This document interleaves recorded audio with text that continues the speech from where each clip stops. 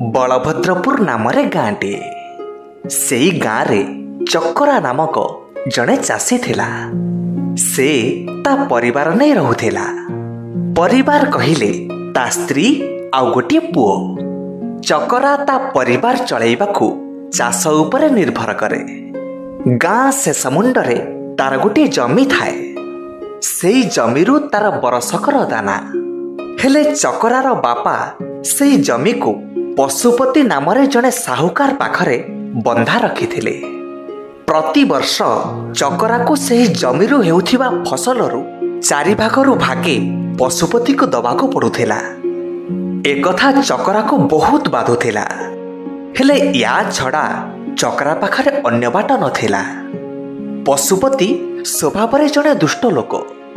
गाँ लोकंकु ऋण देई चढ़ा हारे सुध आदाय करिबा थिला तार काम। जदि केही चाषी ठीक समय दे पार नथिला तेबे से अत्यंत निष्ठुर भावे ताको मारुथिला। दिनकर कथा, चकरा ता जमी छाड़ी घर को खाइबा को जाई थाए। फेरी आसी देखिला बेलकू ता जमी रे पशुपतिर किछि गाई पसी सबु फसल नष्ट करि देलेनी। एतक देखि चकरा खूब जोर रे रागी गला आउ गाई मानंकु जमीरु घौड़ी देला। तापरे चकरा साहुकार पशुपति पाखरे जाई पहुंचिला आउ कहिला, आज्ञा आपणकर किछि गाई मो जमी रे पसी सबु फसल नष्ट करि दैछंती। तेणु मु ए वर्षर सुध आपणंकु देई परिबि नाही। जदि बळका फसलरू आपणंकु दिए तेबे सेपटे मो परिवार भोक उपासरे दिन काटिबो। दयाकरी ए वर्ष मो उपरु ऋण छाड़ करंतु। बास एतिकी कथारे पशुपति चकरा उपरे भीषण रागिगला आउ ता लोक मानंकु चकरा बिलरू सबु फसल काटी आनिबाकू निर्देश देला। चकरा एहार प्रतिरोध करिबारु पशुपतिर आदेश क्रमे ता लोक माने चकरा को गोटे गछरे बांधी देले। माड़ मारी चकरा को बाध्य करेइले जे तू बंधा पड़ कि छंदा पड़, ए वर्ष तू सुध दबाकू बाध्य। चकरा कांदी कांदी गोटे कथा कहिला, जदि ए वर्ष मु आपणंकु सुध दिए तेबे मो परिवार भोक उपासरे मरीजिब। मु गरीब चाषीटी आउ कोठु आनिबि, मते मारु मारु पछे मारी दियंतु, हेले मु सुध देई परिबिनी। गरीब चाषी चकरार एतक कथा शुणी पशुपति मनरे दया आसिबा बदଳରେ से आहुरी रागिगला। संगे संगे गोटे चाबुक आनी चकरा को पिटिबाकू लागिला।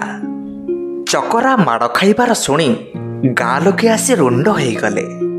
हेले पशुपति को रोकिबार साहस काहार न थाए। शेषरे चकरार स्त्री आउ पुओ आसी पशुपतिर पाद तले पड़िले। हेले पशुपति क्रोधरे एते अंध हो जाइथिला जे चकरार स्त्री ओ पुओ को मध्य चाबुकरे बाड़ेइबाकू लागिला। निज छोट पुओ ओ स्त्री को माड़ खाउथिबार देखि चकरा मुहरु एतक बाहरी पड़िला जे जदि ईश्वर सत्य हेइथिबे तेबे तू जो अत्याचार करुछु तार उपयुक्त दंड तते दिनक भितरे मिलिजिब। एतक कही चकरा बेहोश हो गला। से समय गला। ठीक से दिन राति समय हठात प्रबल अदिनिया वर्षा हला आउ वर्षा सांगको बिजुली घड़घड़ी तार तांडव रूप देखैला। प्रकृतिर एपरी रूप देखि गाँ लोके भयरे थरिबाकू लागिले। हठात एक प्रचंड वज्रपात रे पशुपतिर घर छात भुसुड़ी पड़िला आउ सेइथिरे पशुपतिर अकाल मृत्यु हेला। सकाळकू ए खबर गाँ सारा व्यापीगला। समस्ते कहिले जे निरीह चकरार अभिशाप पशुपति उपरे पड़िला। सेइथिपाई तार आज ए अवस्था घटिला। ठीक से वर्षा राति रे नारद स्वर्गरु मर्त्यमंडल को बुलिबाकू आसिथिले। चकरा माड़ खाउथिबा आउ शेषरे चकरा मुहरु बाहरिथिबा कथा नारद जानिथिले। पशुपतिर मृत्यु परे नारद ब्रह्मा को पचारिले, हे प्रभु, चकरा कण साधु ना सन्यासी जे ता कथा अनुसारे ईश्वर पशुपति को दंड देले? ब्रह्मा कहिले जे केवल साधु सन्थ सन्यासी माने नुह, जदि केही मनीष निष्ठावान ଓ ସତ୍ୟ ବଳରେ ତା ଜୀବନ ବଞ୍ଚୁଥାଏ। ଆଉ ଯଦି କେହି ଦୁଷ୍ଟ ଲୋକ ତାକୁ ଆଘାତ କରେ ତେବେ ତା ମୁହଁରୁ ଦୁଃଖ କଷ୍ଟରେ ବାହାରୁଥିବା ପଦଟିଏ କଥା ଅଭିଶାପ ହେଇଯାଏ। ଚକରା ମଧ୍ୟ ଠିକ୍ ସେହିପରି ଜଣେ। ସେଇଥିପାଇଁ ପଶୁପତିର ମୃତ୍ୟୁ ହେଲା। ଶେଷରେ ନାରଦ ବ୍ରହ୍ମାଙ୍କ ଠାରୁ ଏତକ ଶୁଣି ତାଙ୍କ ସୃଷ୍ଟିକୁ ପ୍ରଶଂସା କରିବାକୁ ଲାଗିଲେ।